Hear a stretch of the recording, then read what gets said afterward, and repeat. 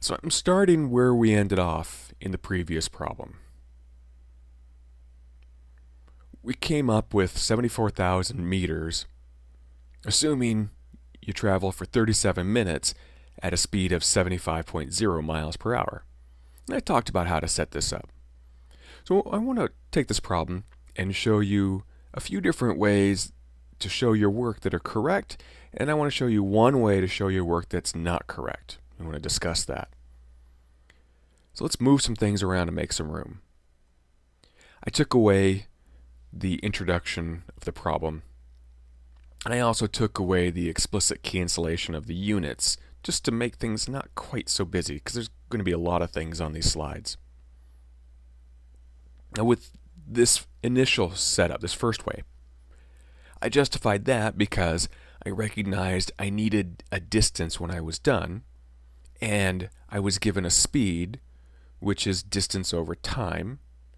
So I started the problem with miles over hours, and then put on my conversion factors.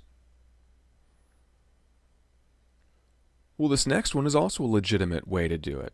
I sometimes think of these problems, as slide puzzles. You can move the pieces around. If you look on the right-hand side, you can't swap the 60 minutes and the 1. You can't do that. But each set of parentheses explains something. The 1,000 meters over 1 kilometer, that's a conversion between the two. The next one, the 1.609 kilometers per mile, that's a conversion between them, etc. Okay, now, so for this bottom one, if you really don't know how to start a problem, you let your units guide you. Since the problem requires meters, you could have started with the 1,000 meters over 1 kilometer, because you have meters in the numerator. That would have worked. The bottom way, you could start that way if you recognize that it's a distance equals rate times time problem times time. So you start with time. Any of those three, and there are variations on those that you could have done. Now, parentheses, that's a personal preference of mine. You don't have to use parentheses. Explained in a previous podcast, I like to do it because it helps me see the individual pieces of information better. And on the right-hand side, you don't have to write 37 minutes over 1. You can just say 37 minutes. But I justified writing it as 37 minutes over 1 because I like to clearly see my numerator and denominator.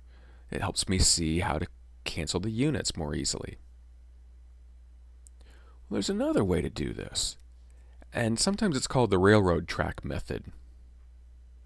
You start by drawing a long horizontal line. How long? Well, you don't really know. You may have to make it longer.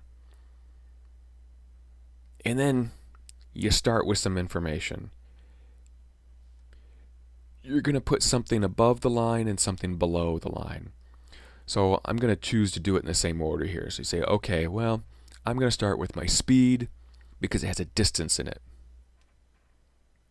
So you put the 75.0 miles above the line, and then it's related to 1 hour, so you put that below the line. Now we want meters, so we need to add more things onto this to multiply and divide. So I draw a vertical line. And I think, okay, what am I going to do next? Well, I think I'll convert miles to kilometers, because that's my bridge between the imperial system and the metric system. You think, okay, let me see, in the conversion, where am I going to put the miles? Well, you see, miles right now are above the line, so in your conversion, you put the 1 mile below the line. And then the 1.609 kilometers goes above the line. Double check. Yay, miles over miles. You look at your units, you see that we have kilometers per hour. So we're not yet to meters. So I draw another vertical line because I know I'm not done yet.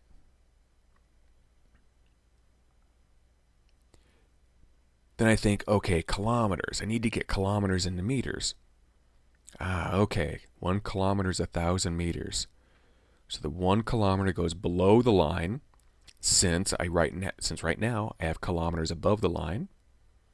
I put the 1,000 meters above the line. Check my units. Okay, kilometers cancels. And I look and I see I have meters per hour. Oh, I like the meters, but I don't like the per hour. So I know I'm not done. I draw another vertical line. And now I focus on the hours.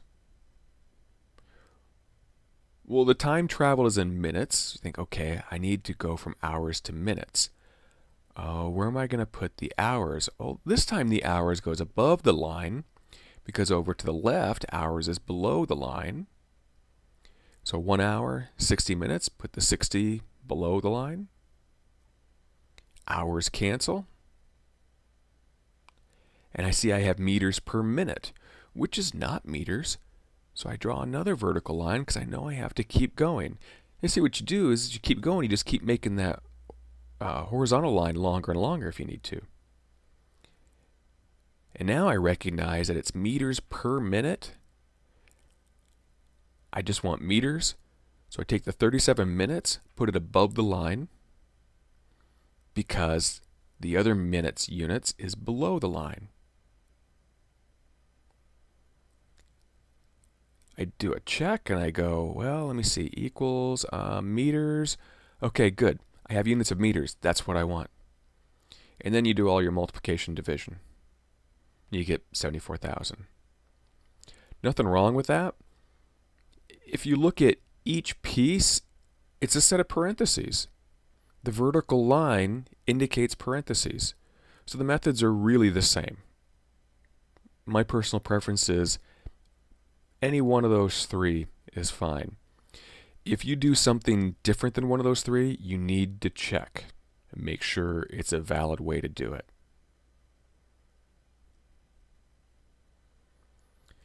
Now, let me show you a way not to do it. 75 miles per hour. All right, well, we started that way before. That's okay. So I do my first conversion.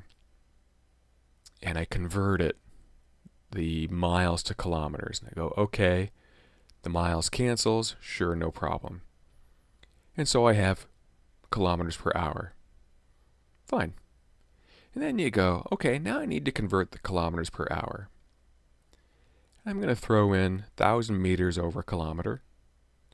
Kilometers cancel.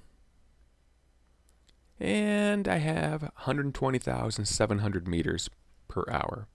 Oh, and if you're wondering why I'm keeping extra digits, it's because I'm doing this stepwise. So I'm keeping at least one extra digit after the number of significant figures I really need. Now, meters per hour, I need to convert the hours to minutes. So I go 1 hour over 60 minutes. The hours cancel. I'm running out of room, so I got to go down below. So divide that out. I get 2,012 meters per minute. Multiply it by 37 minutes. The minutes cancel. You get 74,000 meters. And you turn this in as your work.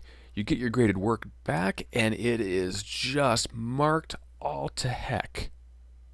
And you look at this and you say, but wait a minute, I got the answer right. What's wrong with the work?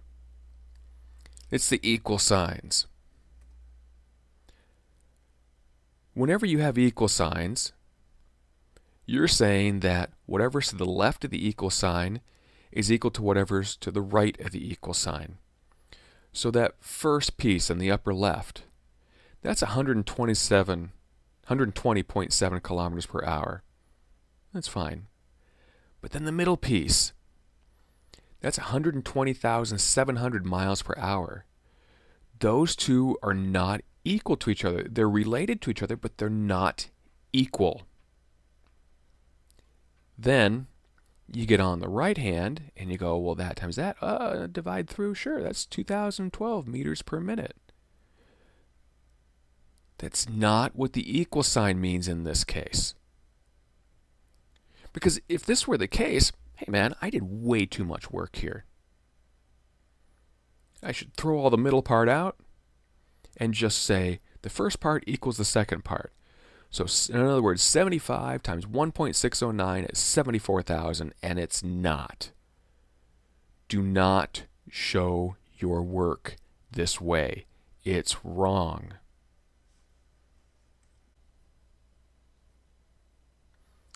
If you want to show this problem step by step by step, then you have to clearly separate your steps. Don't string equal signs together like that. All right, so we started with our 75.0 miles per hour. Convert that to kilometers per hour. Bring that down. Start a new step. Convert the kilometers per hour to meters per hour. Bring that down. Start a new step. Convert meters per hour to meters per minute. Bring that down. Multiply that by 37 minutes. Now you got the 74,000 meters. Make sure you circle it, because in this case you have multiple answers and you have to clearly show what your answer is, which is the bottom one. Now this is a valid way to show your work, but I think it's more writing, obviously. I think it's actually a little more work, but there's something else, and this comes up in a later chapter. We're going to do calculations that use chemical equations, and it's something that's often called stoichiometry. And they're rather long problems that you can write all in one line, like I showed previously. And it's easier if you do it that way rather than break it down into the individual steps. So I urge you to try it using the one long line chain series of calculations.